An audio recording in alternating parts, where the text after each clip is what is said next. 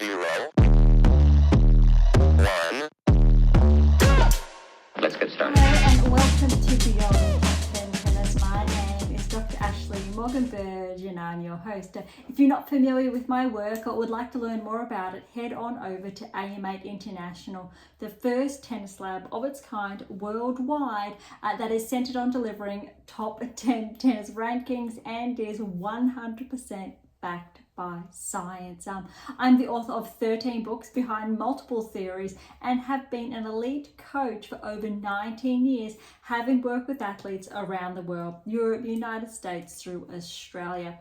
I'm also the world's leading authority in this space with my research, coupled with my extensive coaching background, being responsible for landmark findings to deliver the next generation of play. With new foundations this season of my latest release, my tennis black book, Federer, Nadal, Serena, Djokovic, the 2025 season will deliver something new. So as always, buckle in and enjoy the ride. Welcome to another episode of Beyond Top 10 Tennis. If you've been with us for some time now, you know what we're all about. Thank you so much. If you are new, welcome. As always, I would encourage you to track back to earlier episodes to get a feel from, I guess, where we've been, where we're going, and really those earlier episodes set the foundations from essentially where we are now, with more of, I'll say, the nitty-gritty discussed more scientific jargon potentially in those earlier 50 to 60 episodes that really covered in my tennis black book, where I'm just looking at the page to see where we're going to open up at. For example, I'll say 97 week 3, a block 3 tasks. A little bit ahead because we would be in block 2 because it is February. Just to give you a feel, there you go. So February block 2 of where we're at. So if you are only listening to the audio feed, switch on over if you can to the video feed and you'll see just a quick preview of, I will say, this week's blocks. Week 1, week 2, we're actually going to be up to week 3. So technically this week would mark the 3rd week. For example, if you are following my tennis black book, which I really would encourage each and every one of you to do, week 3 of block 2 tasks, for example, are right there. Topic: advantages in engagement and relearning skills. It's not too big, it's only a couple of pages long, and then you've got your chart work, etc. to complete for the week. I did share, I think, a last episode, I dived in a little bit more to my tennis black book that came out just before Christmas, and after our special edition of the Australian Open, we got carried away with key metrics, data points, obviously playing metrics with what was going on throughout January. And now with things, I will say, slowing down just slightly between Grand Slams, I've finally been able to share more. And this season, I'll try to walk through you with each episode of where you should be at in my tennis black book. All those books behind me in the corner that you can see, that's the collection. Well, most of them. So I've obviously published, authored 13 books. 12 of those are specifically tennis based. There's obviously one fictional book in there. 10 of those books comprise of the collection, for example. And my tennis black book maps its way through, depending on what stage you're at, what level you're at, breaks it down really simply. And that's why for the best part of last year, I was knuckled down looking at how I could best simplify, refine this extensive body of work. So for those of you who are not familiar with it, all you need to do is pick up my tennis black book and you will have your point of inception. To learn more about the point of inception, head on over to AM8 International. You'll find a bit of a write-up there, and I think I did that a few months ago, to really, I think, weave your way through where you're at, or to identify what level you should be at, what stage you're at, correlations with your current ranking, what ranking you want to be. So if you are a top 50 player, where you should start to get to the top 10. If you're a top 10 player, where you should start if you're looking at making the semi-finals, finals, to securing that maiden Grand Slam or further. when you're looking at replicated success, more than one Grand Slam. So we have all the data points there as well. If you're ranked outside the top 100, outside the top 500, inside the top 1000, irrespective where you're at, if you're at your local academy, if you're that 12-year-old that's aspiring to be a professional tennis player, point of inception's fundamental. For the coaches, for the parents out there, there's work for you as well, how you can come along for the ride, so to speak, to help that player, obviously from a distance. But there's write-ups there about the triangular relationship on earlier episodes as well. I think that's actually episode number 1 or 2 there. Very important as well. So there's so much information there on AM8 International in all of these publications. And for ease, we've got probably the last dozen, maybe 2 dozen episodes even of Beyond Top 10 Tennis. You will see transcripts, so automated transcripts that have been developed just to have a quick refresh, read through, to go what section is most fundamental for me to listen to today if you don't have all the time to listen to our hour-plus long episodes on a weekly basis. That said, typically, again, following my Tennis Black Book, you will have 1 to 2 episodes, maybe more, per week to listen to.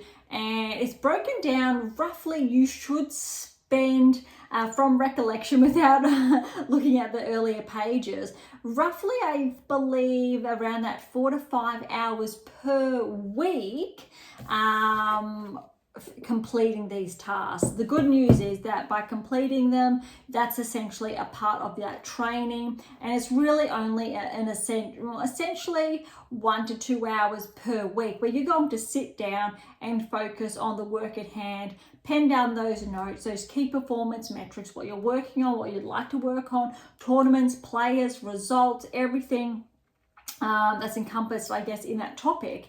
And again, I started sharing this last week. There's going to be a special release within the next 1-2 months. It's underway now, but it's being talked about in, again, my Tennis Black Book, and that is why it will be released, again, 1 to 2 months. And it's an extensive format of a journal, so it's a workbook. So all of the charts I showed you earlier in my Tennis Black Book, they've essentially been created to provide more room. So this one's going to go with you in your tennis bag from tournament to training, and you're going to scribble through it. You're going to find the time to build those notes every single training session throughout the week. This next release that's coming, it's a lot bigger. It's a big one, almost double in size. That one's designed to sit at your desk, at your bedside table. So when you get home, you're freshened up just before bed, you're going to have that, whether it's that 10, 15, 20 minutes by yourself with this book, and really extend on those thoughts. So you may have only had a couple of minutes where you wrote down, this is what I worked on today, working on my forehand, optimizing this key metric, and another. That's what I'm working on. And or, this is the person I played today, this is how I felt. But then you're going to elaborate on that more, rather than those 4 or 5 brief words that you've penned down. There's a room to write, whether it's 2, 3, 4 sentences or bullet points to recall, and these serve as a point of reflection for, say, next time you play them, or next week when you're looking at your notes, what you're developing, really what you are thinking at that time. And collectively, both of these texts then together filled a really valuable milestone for each and every one of you, again, irrespective of your ranking, with specific data points, again, when you're looking at tracking towards that top 10 tennis ranking. If you're that top 10 player, specific metrics on how to get you towards, say, top 5, Grand Slam finals, Grand Slam success. There are actually key again, metrics, data points that separate the best players from the world, in the world, from those who actually go on to win Grand Slams, and why we're only seeing a handful of players going on to win more than 1 Grand Slam. irrespective if they're ranked inside the top 5, top 10, there are certain, I'll say, touch points again responsible for this. And when you're working your way through the collection, you'll get to understand this and why. And I think that's really important. All right, that's enough, I think, of that little introduction, sharing about, again, your black book designed especially for you. You'll also see a fun fact that I've actually done the past week. This cover has got a little bit of an update. So those of you who are seeing this or who have been seeing it, this is going to be one of the original editions. There's a new cover that you will see with a lock there. So there's a special lock in the middle, aside from obviously that fingerprint and that tennis ball. So there's a lock in that place, and the lock there is turned into an A. So if you're seeing my fingers dance over the cover page there, so hopefully you're following. But that was just a design decision that I made. I just wasn't 100% happy. For those of you who are really happy with that, that's okay. It's still temporarily available. We do have limited stock for the original edition, but I do hope you like the updated cover release. Okay, so into today's episode, WTA here, ATP Tour here. Hopefully we've got enough time today to really dive in, because I want to have a look at some key metrics. And we do have a number of events kicking off this week. Just the one primarily on the WTA Tour, but I believe we've got 2 kicking off this week on the ATP Tour. Nothing too jam-packed, although Dubai is the 1000 event. Qatar was a 1000, just wrapped up. But we do have, well, actually, before we kick into that, everyone, I think the talk of the town or the sporting world at the moment is Sinner's ban.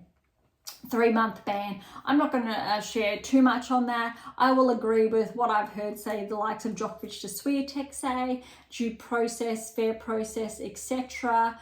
Hopefully that was the case. Unfortunately, those who have come before Sinner have suffered, I'll say, drastic consequences, my apologies. Halep, for example, we know that essentially derailed her career and early retirement. Arguably, if Halep was able to keep playing the last 2-3 years, I think she would have sustained that level of play, and there wouldn't have been, say, that drop, and her body would not have suffered. A little bit ironic in a way, but once you've reached that level, it's easier to maintain or sustain, so opposed to working your way back up, niggles, injuries that can happen along the way as well. And obviously the emotional and mental toll that would have obviously impacted her game over the best part of the last 2-3 years. In contrast, you're seeing a player that's just been banned for 3 months, was still able to actively play, and I think that's a bit upsetting. You could say Swiatek's case, and her, I will say, case, without, I'm being very careful here with my wording, her case happened after Sinner's case, and then her ban actually happened after that as well, so towards the end of last year. And so she did miss some tournaments, miss some 1000 tournaments. Interestingly enough, it also could be argued that that was one of the cruxes responsible for that rankings regression from 1 to 2. Sabalenka was able to keep playing. The rest is history. Sinner's case obviously was earlier, slightly, and then his ban has now been later, so it's been extended. It looks like it was more potentially complicated. The ban should have been longer, extended. It's very unusual that there's no Grand Slam that will be missed, etc. So it's very odd. But I believe Medvedev said something along the lines of, hopefully it sets a really good precedent. Hopefully, best case scenario with how Sinner's team was able to negotiate the time away, time off to serve for that wrongdoing or level of negligence. Unfortunately, other players can also do that rather than, say, suffer the downfall of Halep. Hopefully, Halep's case wasn't in vain, and that it really shook WADA to make them go, we can't do that to another athlete. Hopefully, I'm really being really hopeful, because what happened there should never have happened, I think, to any tennis player. And there's been cases before for, I'll say, less popular players that haven't won Grand Slams, that haven't been ranked inside the top 10. And they've also suffered almost career-ending timeouts, for lack of better wording. And this really works, I think, in tennis favour. So it's a little bit, I think, controversial. Everyone's going to have their own 2 cents to say. I think the most reasonable, respectful response is that hopefully this sets a healthy precedent, and players or they're able to have that conversation. Obviously, if there is a really clear wrongdoing, penalties obviously need to apply. But if the evidence is there, the process really needs to be sped up. In contrast, obviously, remember, Halep's, I think, appeal wasn't for a number of months. I think there was like 3-4 months. And then obviously I think it worked in her favor, but that still, she won't get those extra couple of months back. And that was even, I think it was 9 months after the ban from when her hearing was actually heard. It was absolutely absurd. So don't quote me on those durations, that's just from memory. But hopefully, again, things are going to improve for the better. All right, that's enough on that. Let's dive into WTA Tour. And kicking off with Qatar, this one was a really good one. We did touch on, I think, the earlier rounds, I'll say, first and somewhat second rounds potentially last week. But I'm just going to go through. We're going to revise some of the second round results just in case some of them were not done. But it will serve, I'll say, as a healthy reminder for the following one. So let's dive into it. I was just, all right. Second round, so round 32, the biggest upset was Alexandra and Sabalenka. Again, if you tuned into last week's episode, some of these obviously second round results were shared, but bear with me. All right, so Alexandrova with that big upset, 3-6, 6-3, 7-6, 7-5. In that tie break. Remember, I believe Sabalenka, she didn't really have points to lose in Qatar. I'm actually not sure if she even played it this time last year, obviously after Australian Open win. So any points here would have been a bonus, but she would not have lost points. Mertens over Buska 2-3, Kasatkina over Evnissen 2-3. Good run for Kasatkina, but it looks like she wasn't able to maintain that. Pegula over Svitolina, so that was 3-6. Again, well done to Pegula. Svitolina had a very big first round. Okay, Kostyuk over Gauff. Really sharing these results because there are a lot of second round results that were very, very impressive, and we're going to see some upticks or correlations with rankings later on. Lynette over French in 3. Badosa fell to Anisimova at 4-3. We know the result there for Anisimova. Remember, Anisimova got the win over Azarenka in the first round. Fernandez over Navarro, very big win, but we'll soon see Fernandez wasn't able to maintain that. Jabeur over Zheng, not surprising despite obviously Zheng's top 5 ranking. I do believe we're going to see a bit of a regression. That said, I'm interested to see how Zheng's going to play in Dubai this week.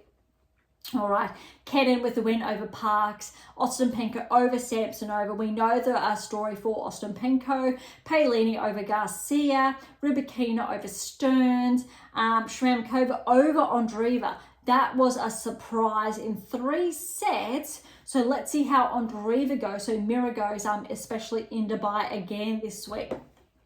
All right, Noskova over Putintseva and Swiatek over Sakari. So very quickly there, just recapping obviously a couple of those key results from last week. Round of 16, all right, so we're starting fresh. Alexandrova continuing that momentum to get the win over Mertens, 4-2. All right, Pegula over Kasatkina, 6-3, 7-5. On paper, with how Kasatkina's been playing so far this season, you really had to give her the edge. So this was actually a very good win for Pegula, getting the win over Svitolina, and then Kasatkina That's actually quite promising, despite obviously Pegula's results in Australia.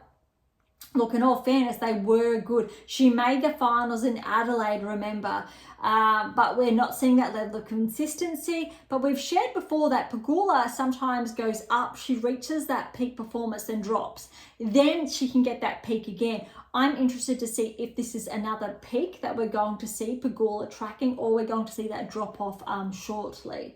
Kostyuk over Lynette. Look, Kostyuk's on track for a top 15 ranking this season. I'm not going to say anything further, but I think she should be able to hold that relatively solid. Anisimova over Fernandez, 3-0. That was very solid for Anisimova. We know what she's capable of. Very similar to Raducanu, I will say. When they are on, they can play some sensational tennis. Anisimova, she's had a number of upsets in her very short career. This is a very promising sign. We'll get to the rankings later. We know what happened, or we're getting there. But this, I'm actually not surprised, because Anisimova is a very solid player, top 20 capacity, and I think finally this very week, and again, Anisimova is only 23 years of age, and it seems like she's been around for a while, because she started very young, I think around 17, burst on the tour, maybe a little bit younger. Finally, I think she's going to hold on to that newfound ranking high, or it finally correlates with that level of play, so it's actually a really exciting metric for her game, a very good reward. Jabeur over Kenin, 3-4. I really like seeing how Jabeur's been playing. Almost in line, I'll say, with her former top 10 ranking this time last year, but not quite. I will say Jabeur's top 20. I want to see a bit more, but we're starting to see why she was top 10, why she made a number of Grand Slam finals. She really does have it in her, but we're looking for greater consistency to maintain that top 10 ranking once again. All right, this was the biggest result, I think, so far in the tournament, was Ostapenko over Paolini, 2-2. That was very convincing, straight sets, and Paolini had been playing some very good tennis. I think this was the initial warning, even over Ostapenko with her win over Samsonova, but here, a very big warning sign that Ostapenko is on the uptick. We've been starting to see a bit more of that so far this season. Look, we're only, less than 7 weeks, or we're 7-8 weeks into this season. But Ostapenko, we know she was just bumped outside of the top 10 this time last year. I think she was around 11, was 10, then started the year 10, 11, 12-ish around 12 months ago. She's outside the top 30 at the time of Qatar, but now finally I think she's getting the consistency back in her results, which is what we want to see. Again, Ostapenko, she's a Grand Slam champion, and still I believe she's only 27 years of age, so remember, she really did achieve great things at a younger age. So Ostapenko, I think she still has it to be a very dangerous player, and we know that again with her record against Swiatek, which we will get to shortly. All right, Rybakina Shramkova, Rybakina with a win there, 6-2, and Swiatek over Noskova. Look at this scoreline, 6-7, 1-7. For the tiebreak, 6-4, 6-4. That was incredibly close. I did share last week that, yes, Swiatek was favoured, but Noskova was going to be very, very dangerous. Noskova upset Swiatek at the Australian Open last year in the 3rd round. Noskova, she didn't do as well this year at the Australian Open, so she lost her ranking points, bumped outside of the top 30.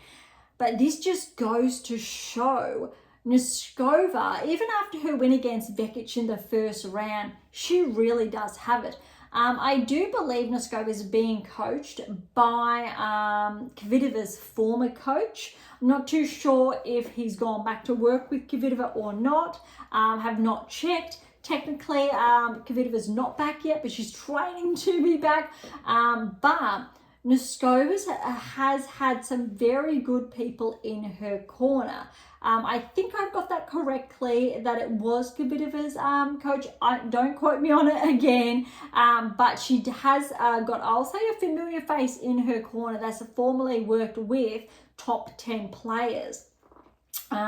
So I think Noskova, if she gets these wins, and I think if the draws work in her favour and she's not seeing a Swiatek or say Sabalenka in the second, third rounds, potentially Noskova will break into the top 20 this year.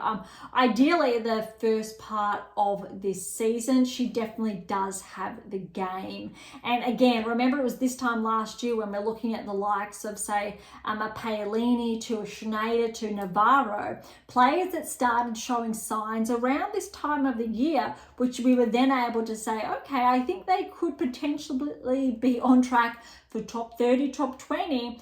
And look, some players, they didn't make it. Other players, Badosa, she made it. Schneider made it. Schneider just outside the top 10. Badosa inside the top 10. Navarro's inside the top 10.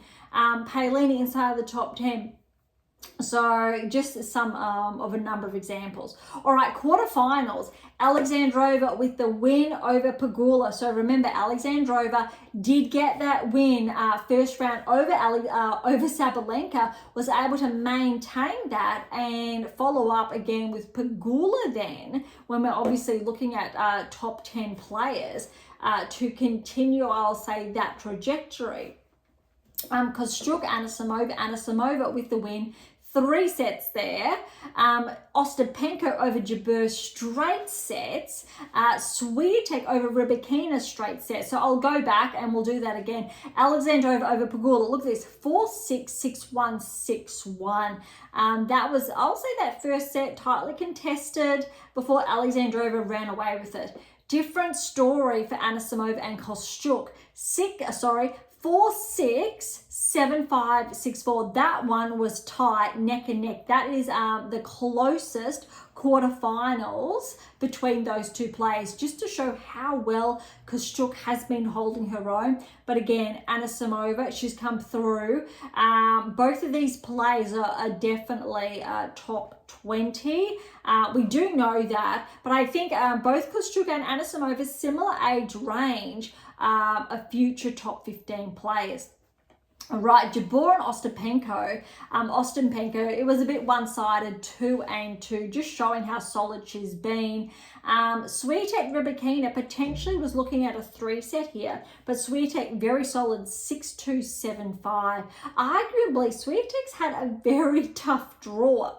All right, semi-finals, that means Alexandrova, Anisimova, Ostapenko, Swiatek. No, there's only one seeded player who made the semi-finals, and that's Swiatek. When you're looking obviously at consistency, Swiatek has it. Remember, Swiatek was the defending champion, and for those of you who know the results, I am going to spoil it now. Swiatek wasn't able to defend those points, but she made the semi-finals. That's huge. Even though she didn't track through to the finals, being able to maintain that level of consistency is really important. And I think being able to make a semi-final consistently, this is 4 semi-finals in a row. We know Swiatek's won 3 in a row in Qatar. Sure, she fell short of 4 in a row, but not by much. She made the semi-finals. And this is what I was getting at about Ostapenko. Look, the only player to get a winning record against Swiatek to 5-0 is 6-3, 6-1 in that semi-final. What that tells me is Ostapenko is in Swiatek's head. She really has done a tremendous work there, effort. She knows how to play against Swiatek. There's something about Ostapenko's game that really rubs Swiatek the wrong way. And I think what's most concerning here is that 1, Swiatek has a new coach. We know that. 2, she works with a specific sports psychologist. So for me, the most upsetting thing I find about this is that both of them together have not been able to overcome this, and it's something they should be able to overcome. So I'm a bit disappointed from that perspective. Swiatek does have that winning game. Ostapenko, yes, when she plays like this, she's a top 10 player, hands down. But to have a winning record over the number 2 in the world, where the number 2 player cannot get a win over a player outside the top 10, a player who has not won a Grand Slam for a number of years, but has obviously won a Grand Slam.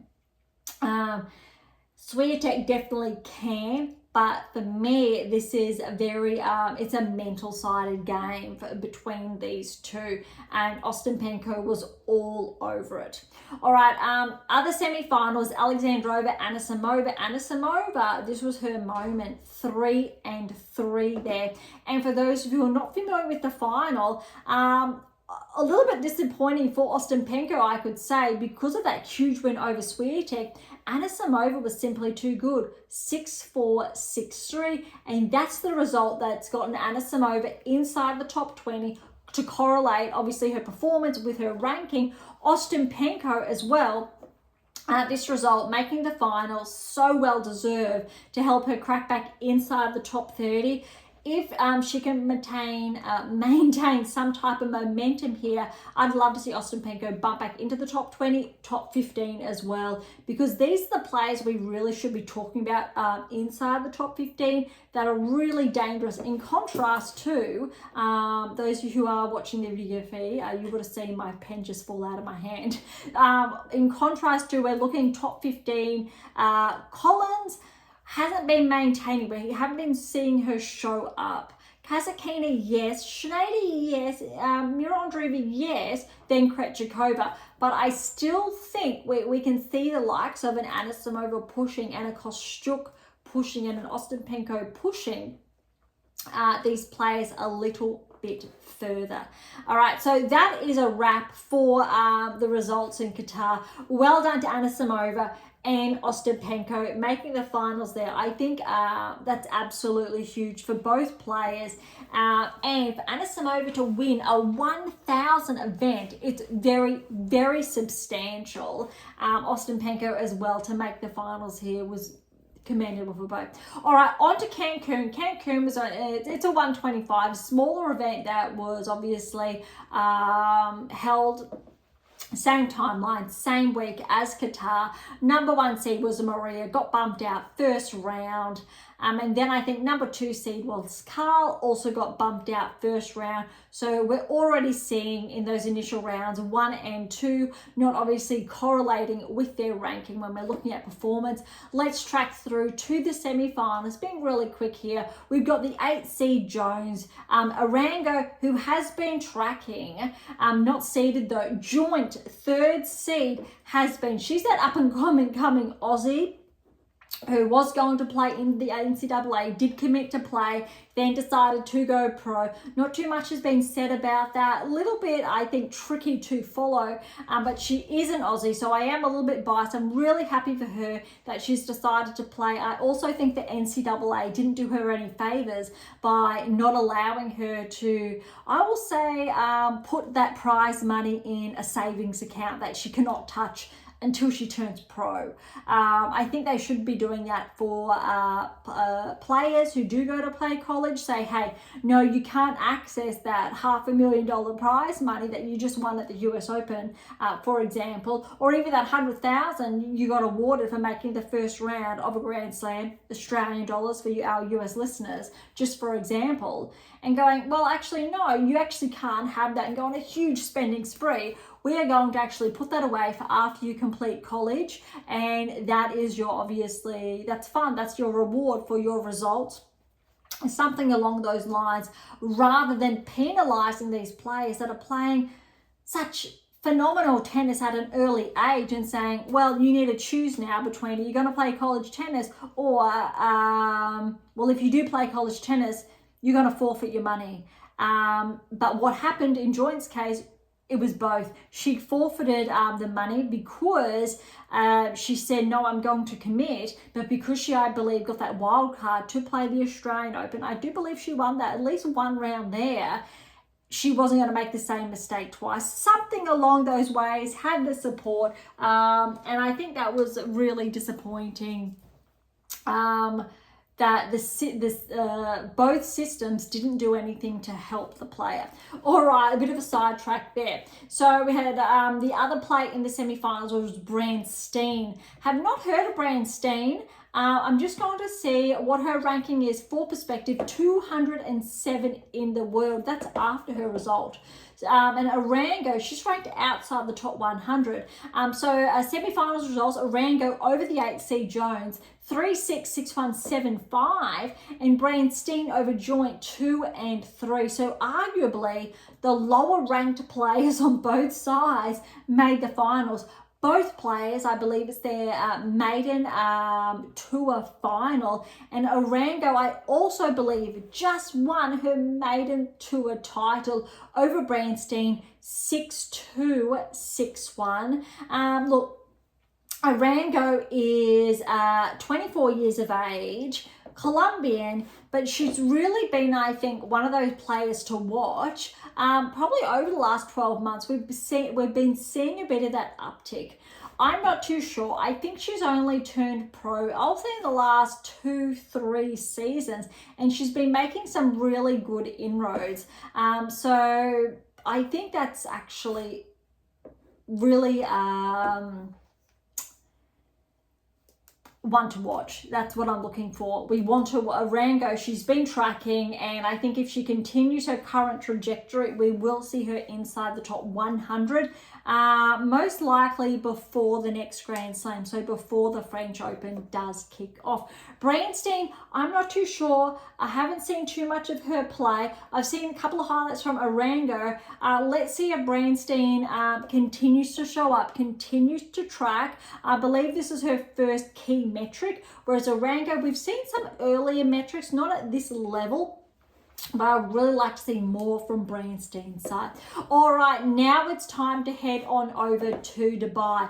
All first round matches have been done, but before we get there, I really want to have a look at the qualifying, because we didn't get a chance to do the qualifying in Qatar, but just to show how many of these qualifiers tracked through, but also we've had some lucky losers track through, and these players already have 2-3 matches under their belt by the time they've made it already to the second round. All right, Kruger was the #1 seed, but she made it through the first round over Naimana, and then lost to Ito in straight sets in the second round. Townsend lost first round.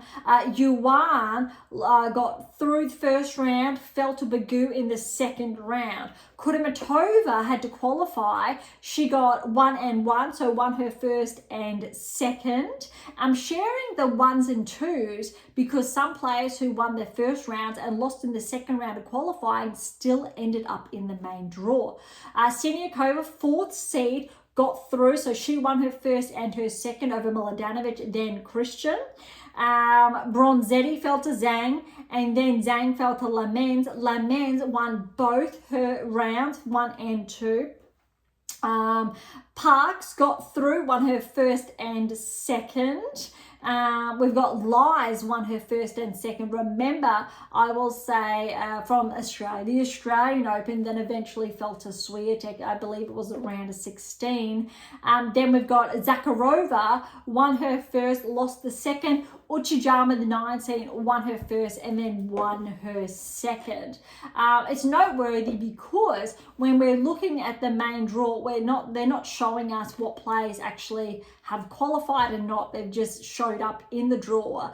But the likes of, for example, let me go through just the first round really quickly. Familiar names that we are looking at, for example, there aren't that many. Look, Lamens has showed up here, so Steyer, Parks, Ito, Uchijama, Lies, Bagoo, Stearns, I believe Stearns was direct entry though. Garcia, I think, should have been qualifying but didn't. They're the primary players from memory. And I say that because I'm just going to check one player's ranking. Evan Assia, for example, is 44. So maybe the qualifying cutoff was around the 50 ranking range because, again, it is a 1,000. All right, let's dive into first round matches. Sabalenka by Kudermetova over Alexandrova. So because Kudermetova got that first round win, we will not be seeing a rematch between Sabalenka and Alexandrova. Very good performance from Kudermetova. Remember how well she played in Australia. I think this is her first notable result. 3-6, 6-4, 6-3 over Alexandrova since the Australian Open, because we weren't seeing, I'll say, that peak trajectory maintained. Let's see what happens if Kudermetova can play that same level she delivered in Australia. That's going to be interesting. But we haven't seen that yet, so you need to favour Sabalenka. Torsten over Shmankova, 7-6, 9-7, 6-love. Torsten's going to play Svitolina. Svitolina upset Kalinskaya 6-1, 6-2. I do believe because of this upset, Kalinskaya, I'm pretty sure, made the finals last year in Dubai, which means she's going to drop another points again, which also means potentially Kalinskaya will be bumped outside of the top 20 for the first time roughly in 12 months. I think it was around 12 months ago when she made the final. Both Paolini and Kalinskaya got bumped into the top 20. Obviously, after Paolini's runs at the Grand Slam level, top 10, etc., the rest is history. But Kalinskaya, we didn't see her defend her points in Australia, and this is a big one, so she definitely will be losing points. Big win for Svitolina. Schneider got over the first hurdle, was upset early in Qatar over French here. 2-2. We'll play Noskova next. That's going to be very interesting. Noskova got the win over Putintseva 6-2, 7-6, 7-5 in the tiebreak. Samsonova, she's upset Pavlyuchenkova 2-2. I'm going to say Pavlyuchenkova's, she's just doing a little bit of recovery because she played some really good tennis again in Australia. Hopefully that recovery will be in time for March come Indian Wells and Miami. Pegula and Gauff both got byes first round. Gauff will play Kessler in the second round. Kessler has upset the Qatar champion Anisimova in the first round, 6-2, 6-3. I'm not that concerned. Why I'm not that concerned is because, look, Anisimova, she just peaked. She just played a huge week of tennis. She's not, I will say, physically used to maintaining this new level of play for more than that 7-10 day period. And that's completely normal, understandable. So this is, I don't think there's anything to read into it other than Anisimova reached a huge peak, still had a lot of motions going around, had to back that up with a first round, obviously, match. Kessler was a little bit too good, it looks like. So Kessler-Gauff's going to be an interesting one to see. Raducanu and Sakari. Raducanu played very good here. Sakari wasn't able to maintain a little bit of traction she was getting in Qatar. 6-4, 6-2. All right, Raducanu will play Mikova second round. Mikova with the win over Lamens 2-2. You need to favour Mikova. I'm looking forward to this because let's see how well Raducanu plays. But hey, Mikova's on track to rejoin the top 10. That's a discussion we'll have shortly with the rankings. Kasatkina fell to Sestaya in the first round. See, this is a bit surprising given that Kasatkina was showing some positive signs correlating with her top 10 ranking. Let's see. I think if Kasatkina can improve or jump back on that peak performance wagon next week or the weeks after, otherwise she will be more susceptible to regressing outside the top 10. Parks with a win over Wang 3-3. Benchik, she's on a roll. 6-love, 6-2 over Ito. Navarro with the bye first round. She will play Benchik in the second round, and I think that's a bit dangerous. You need to favour Benchik, really. Navarro, potentially, if she gets she's been, I will say, falling at the early stages in a number of tournaments lately. If that doesn't turn around soon, she also could be susceptible to regressing outside the top 10 if, a very big if, those players who are on the cusp uptick, and we're not seeing that uptick just yet. So I think she's safe for now.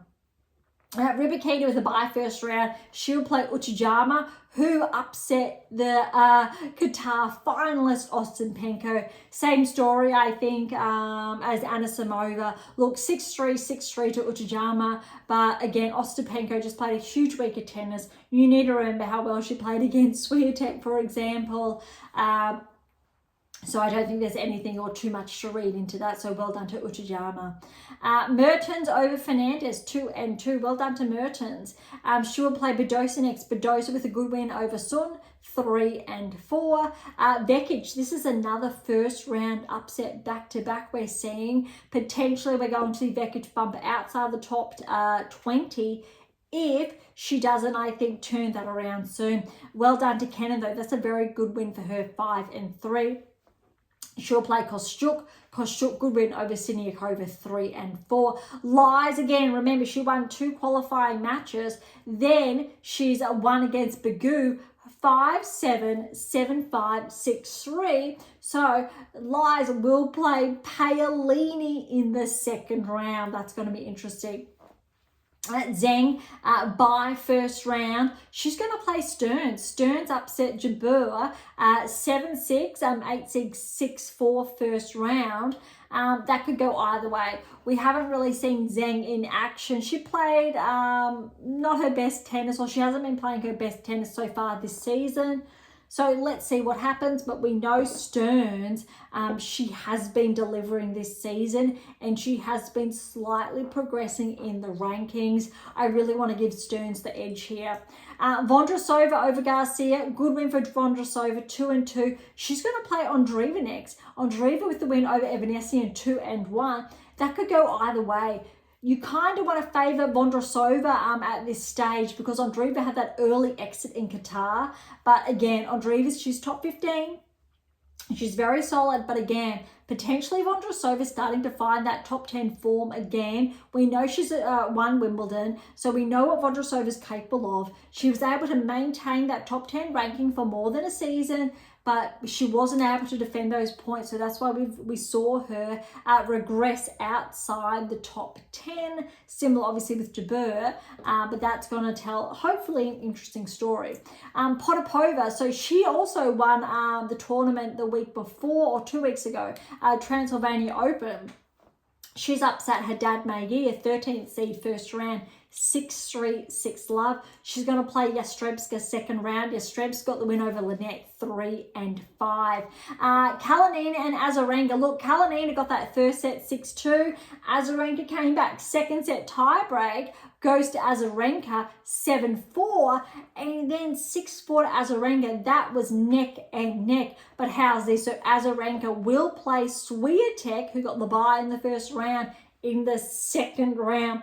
So there are a number, I think, of blockbuster second round matches that I'm very much looking forward to. So again, those of you who are familiar with, I'll say, beyond top 10 tennis release dates, there was so much going on this week that I decided that we'd need to record this week's episode a little bit earlier to get ahead of all of this action, because again, I'm really looking forward to how second round onwards is going to unfold.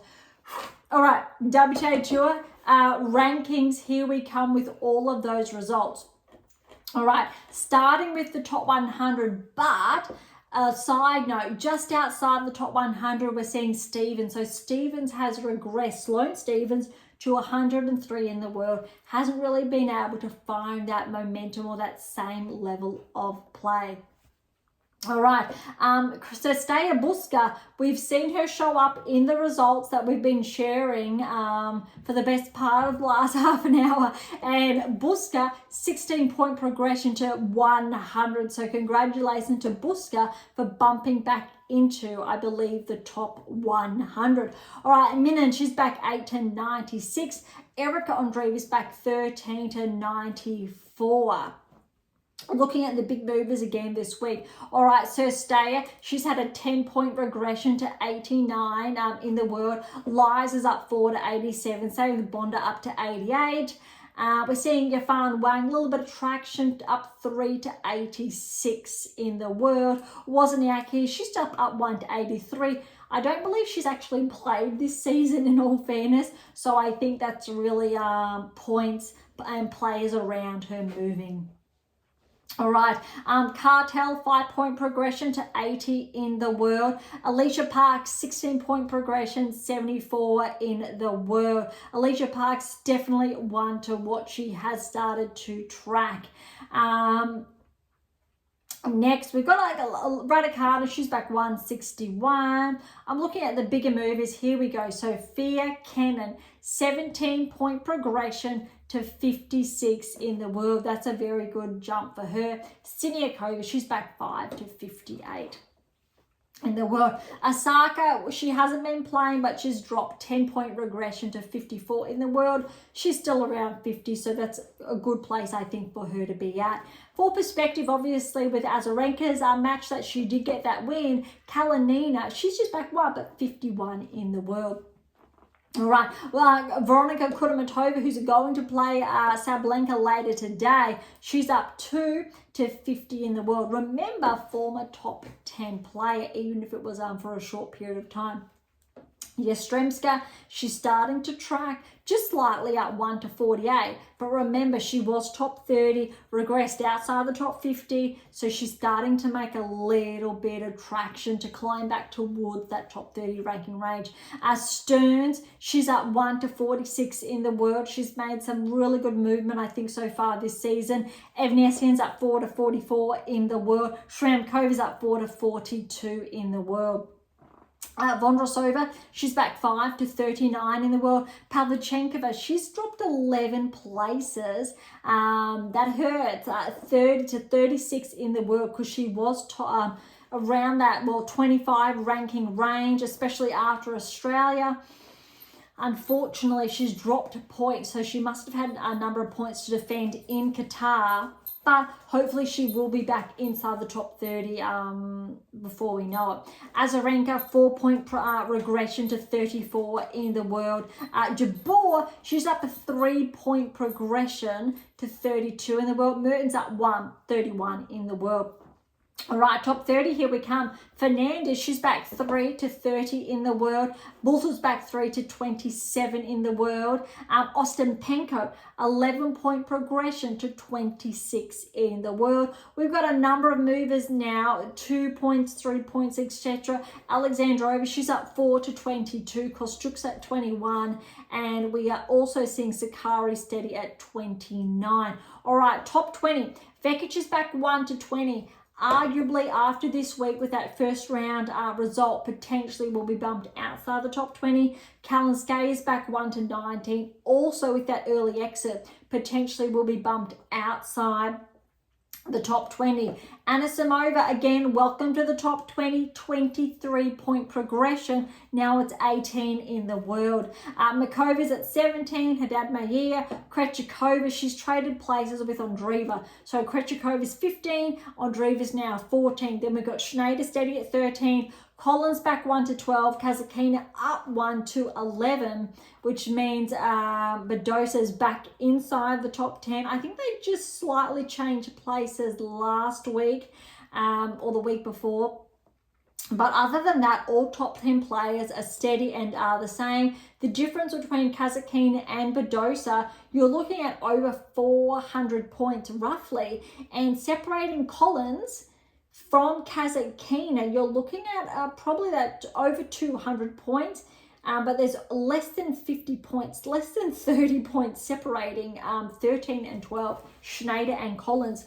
which means after Dubai, we may see Schneider up to 12 in the world, maybe even, depending how well Schneider plays, she could be bumped up to 11 in the world, and I think that would be very, very noteworthy.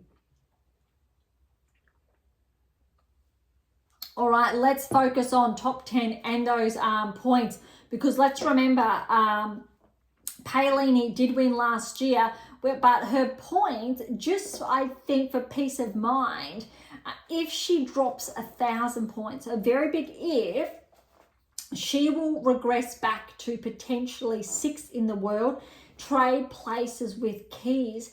Keys then will be bumped up to 5 and Pegula up to 4 if those points are not defended. It's a very big if.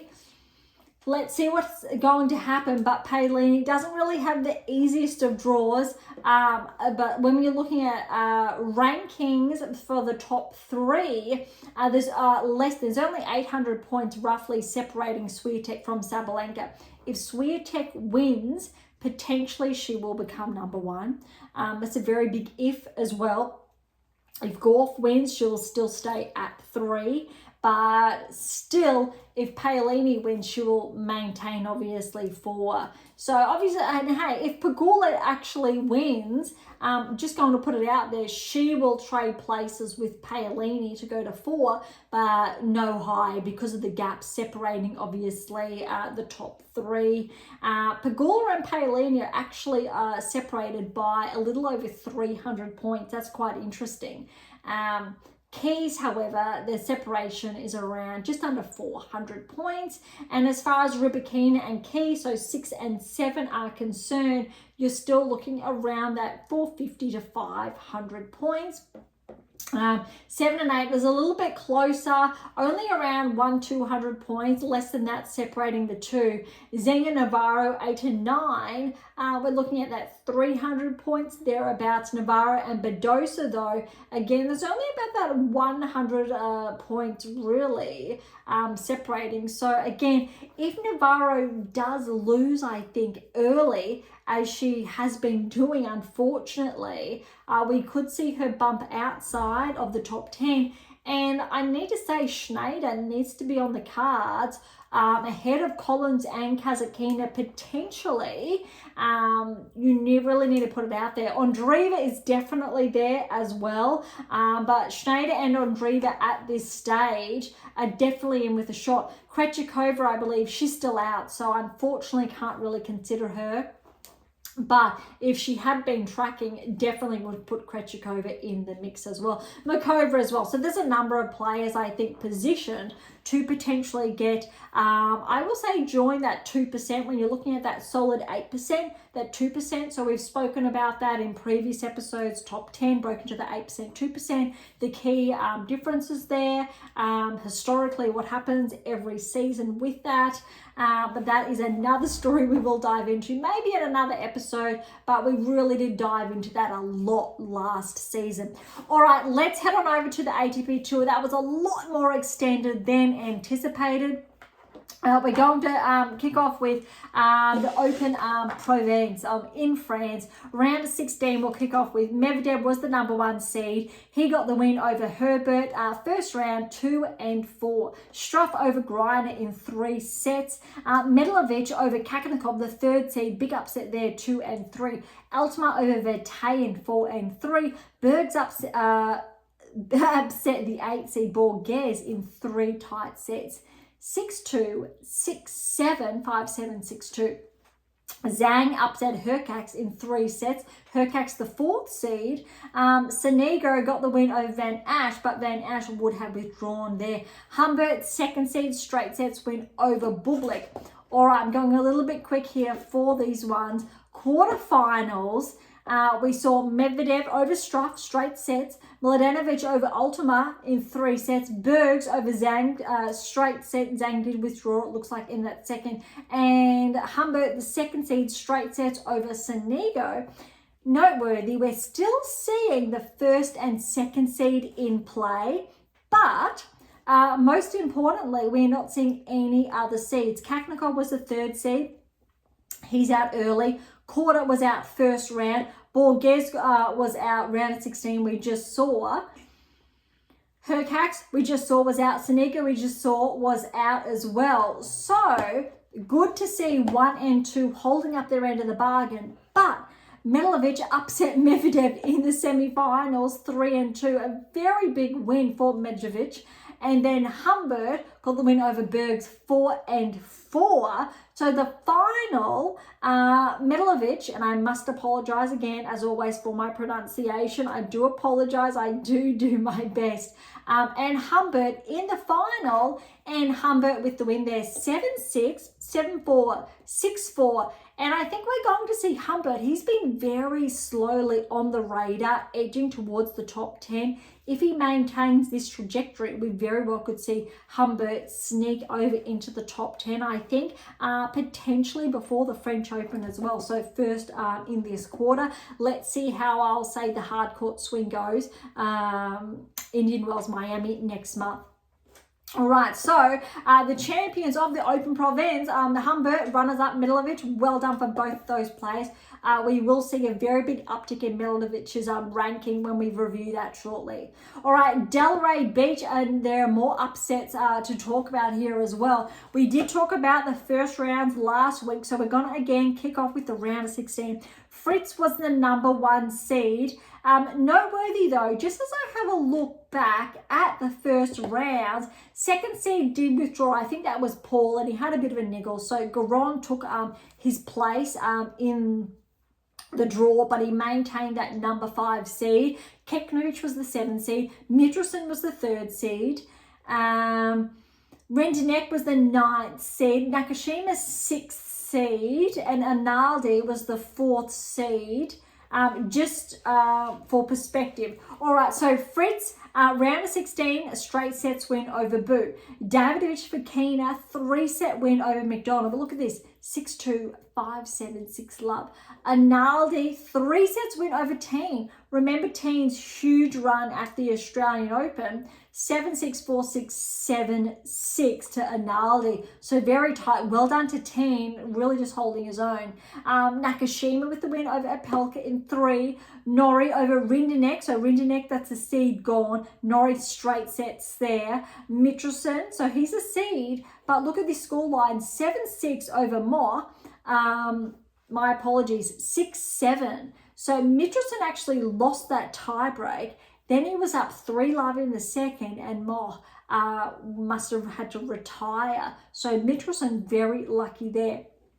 Keknovic, 7th seed, looks like he got a walkover with Nishioka, and Garon straight sets over Quinn, which brings us to the quarterfinals, which means we're still seeing #1 seed and technically the 2nd seed, even though 5th seed in Garon, still in action. We're also seeing Mitrosin and Nakashima. So each section or quarter of the draw does have a seed. Good, that's what we like to see. But lots of upsets. Davidovich Fokina, 8th seed, is upset Fritz in the quarters, 7-6, 7-6, 7-4, 7-5 in those tie breaks respectively. Analdi got the win over Nakashima, 4 and 6 seed respectively, 7-6, 6-4. Mitrosin over Nori, 7-6, 7-5. How close are all of these matches? And then Keknovic, the 7th seed, got the win over Garon, the 5th seed, 2-6, 6-4, 6-2. Semi-finals. Okay, we have all seeds. So all 4 of these players are seeded. Davidovich Fokina has upset Analdi, 4 and 4, and Keknovic over Mitrosin, 7-6, 6-3. So the 2 lowest seeds upset the 2 highest seeds remaining. All right, so as far as the finals concerned, maintaining that pattern, in a manner of speaking, 7th seed Keknovic got the win over Davidovich Fokina, the 8th seed, 3-6, 6-1, 7-5. Well done to Keknovic and well done to Davidovich Fokina to tracking all the way through to the finals. But again, good to see seeds coming through, although they were the 2 lowest seeds, ironically, and they really did make the most of it. I think it really goes to show that in some cases those seeds do track. In other cases, you really can throw it out the door depending on how players are tracking, their current trajectory, their current peak performances. Let's see if these two players, Djokovic and David can get a bit of momentum from these results and carry that through in the weeks to come. All right, and that is the Delray Beach Open. So over now to the Argentina Open, where Zverev was the #1 seed. Second seed was Rune. Well, I'll say we looked at the first round results last week, so we'll dive straight into the round of 16. Zverev over Djokovic 4-4. Cerulondo over Cerulondo. Look at this. So F and J respectively, 5th seed and qualifier. I'm not too sure if they are related or not. If they are, that's really nice to see. If not, it's just a coincidence. So F Cerulondo 2 and 3. Mazzetti got the win over Mute 2 and 3. Martinez over Schwartzman 2 and 2. This was Schwartzman's last match. Look, Schwartzman, former top 10 player. He got that first round win over Jarry. He will be missed. Schwartzman, he definitely made some very good runs at the Grand Slam level. He has featured in a number of my publications due to his Grand Slam metrics. So it's very noteworthy, and he definitely will be missed. All right, Sayboth Wild got the win over Baez, the 6th seed, so first upset there, 3 and 4. And Tabillo fell to Jerry, second upset, 2-6, 6-1, 7-6. Fonseca, remember his title, next gen title, then remember his first round win over Rublev, tracking out the Australian Open, and now he got that first round win. I believe he did have to qualify, or I'm not too sure, but he has got the win second round over Correa, a lucky loser, so the draw very much played out for him. However, Fonseca had to get the win over Echeverry, the 8th seed in the first round, 2-6, 6-4, 6-2 over Korea. Because I'm rehashing that, because we're seeing Fonseca's rise. And remember, around the Australian Open, I did pinpoint Fonseca as a future top 30 player, potentially top 20 player this season if he maintains his current trajectory. All right, Rune's been upset first round by Navone, 6-1, 7-6. Sharing that is why we're seeing Rune on the cusp of the top 10, but not quite there, because he's had a couple of those earlier losses mixed in with some deep runs. So we're not seeing a consistent performance that correlates, say, with the 8%. All right, on to the quarterfinals now. That was the round of 16 quarters. We're seeing Zverev was upset by Cerulondo, 3-6, 6-3, 6-2. Well done to Cerulondo there. Martinez over Mazzetti. I believe Mazzetti had to withdraw here because he has also withdrawn from one of the tournaments this week. Jerry, the qualifier, has upset Sayboth Wild 7-6, 6-3, and Fonseca's on a roll with a win over Navone in the quarters, 3-6, 6-4, 7-5, which means, as far as the semi-finals concerned, one seed, the 5th seed, Cerulondo, and one qualified, Jerry. And look at this, Cerulondo, 5th seed, with the win over Martinez, 2 and 4 in the first semi-final, and then Fonseca with the win over Jerry, the qualifier, 7-6, 7-3, 5-7, 6-1. Well done to Fonseca. And if you know what's coming for the final, Fonseca has won his maiden ATP title, 6-4, 7-6, 7-1 in that tiebreak. Well done to Fonseca, but also well done to Cerulondo, tracking all the way through to the final. That is why we are going to see Fonseca rise. I believe he was 99, 98 in the rankings last week. Broke in the top 100 the week before, but he is, I think, inside the top 70 now. All right, that's wrapping up the Argentina Open. Now we're up to this week and the events underway this week in Doha and Rio, respectively. Okay, let's kick things off.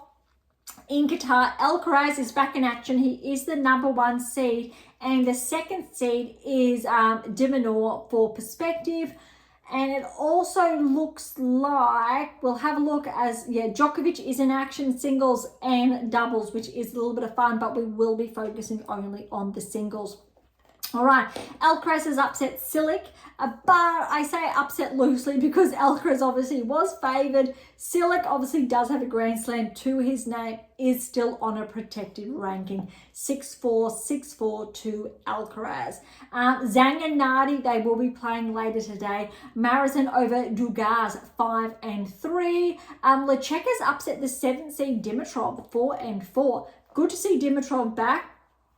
I believe he's still doing a bit of a rehab, but Lecheka, well done. Djokovic will play Berrettini first round. That's going to be a tough one. You need to favour Djokovic, but this is Djokovic's first match back since Australia. Let's see how that hamstring holds up. But if Djokovic's history is anything to go by, I'm sure he's fully recovered. Or even if he hasn't, we know what he's capable of and the level he's capable of playing with a niggle or a tear even, which is really quite phenomenal. All right, Struff and Gore will play later today. O'Connell with a win over Habib, 7-6, 7-6, 9-7 and 7-3 respectively in those tie breaks. Draper, the 8th seed, I will say he's upset Popyrin. Even though Draper's ahead in the rankings, we haven't really seen that level of play Popyrin really delivered late last season, so far this season, or not as consistently as I'd like to see, but I still believe Popyrin really is capable of pushing towards the top 20. Draper's score there, 6-2, 7-6, 7-4 in that tiebreak. Tsitsipas will play Medjekovic first round. Again, I really did try. My apologies for that pronunciation. But after, I think, Medjedovic's finalist result, let's see if he can back up and maintain that momentum. And look, Tsitsipas, I think if he does well here, he's really edging towards the top 10 again. But we'll have a look at those rankings shortly. Halep and Auger-Aliassime will play first round. Berge and Bautista Agut, Kakanakov and Medvedev, Rublev and Bublik, Vertanen and Borges, Van der Zandt, Schulp and Schalaba, and then Soufflin and De Minaur, all first round matches still to go underway. De Minaur's match, that's actually not going to be easy. Soufflin, he actually started to track slightly late last season, but you really need to give that hopefully to Alex if he's playing obviously the level we know he's capable of. We will keep a close eye on all of these results, and we will talk about the late half of that first round results, and then obviously round 16 onwards next episode. But that is the Qatar Open, a 500 event, but also the event in Rio. So the Rio Open is also a 500 event. So we'll head on over there now. Zverev is the #1 seed, and the 2nd seed is not there. I believe Mazzetti actually was the 2nd seed, and he did withdraw. So we obviously saw that withdrawal in the earlier event as well, or the retirement. So that's something just to keep in mindful of with his recovery. All right, Zverev, we've only got a couple of matches that have been played out actually. So it looks like the Rio Open, most of those first round matches will be kicking off later today, or as we're going live today. So Zverev has a boo first round. Shevchenko and Melajan Aves, that one has been completed. Shevchenko with the win, 4-2. Hyde and Komsana, Jarry with the win over Cerulundo, 4-6, 6-3, 6-4. And then F. Cerulundo and Gaston, Daderi, Daline, Fonseca, Muller. Let's see if Fonseca maintains that momentum. Echeverry, Mute, Baez, Nagal, Navone, Carabelis, Baena, Diaz Acosta, and Monteiro. Tabillo and Singh, Martinez, Ugo, Carabelli, Zuma and Lektovic, Munar, say both wild, Barrios, Vera, and Faria. Lucky loser has taken Mazzetti's place. That bottom half of the draw really has opened up for those players, considering it is a 500. A lot of those players in the bottom half of the draw have a huge opportunity. Also, let's see how well Zverev tracks in Rio, purely because if Zverev plays well, even though he is #2 in the rankings, and with Sinner obviously being out for the next couple of months, there is an opportunity there potentially for Zverev to get really close, I think. And come the French, if I think Zverev's able to maintain that level, well, let's see what's going to happen. But we will get, I think, into the rankings more or less next week. All right, top 100, here we come. Kazuks is at 1 to 100. I believe he's been inside the top 100 previously, but 100 capped at Kazuks. All right, Thiago's up 1 again, so he's up to 99. Delray, 14-point progression to 98 in the world. Looking for the big ones now. Vertain, 6-point progression, 92. Passaro, 3-point progression to 89 in the world. Again, looking for the big movers. Fucsovic, 13-point progression to 84 in the world. That's noteworthy. Team's up 2 to 80 in the world. Hajaka, 6-point regression, 78 in the world. Kokonakis is back 3 to 76. Ultima, 6-point progression to 74 in the world. Medjevic, I really apologize for the pronunciation, but I am making a very big effort here. 23-point progression, courtesy of that finalist result, to 73 in the world. That's huge. Obviously, by the rankings, we know he was just inside the top 100, but he's a lot more, I'll say, comfortable at 73 now in the world. Nishikori's back 1, 72 in the world, but great to see him holding that top 100 ranking. Fonseca, 31-point progression to 68 in the world. That's huge again. Only 18 years of age. Next gen champion. Fonseca is one we are going to keep a very close eye on this season, because it looks like he is going to edge towards the top 30, maybe top 20 by the end of the season. Goffin, 8-point regression. Former top 10 player, 65 in the world.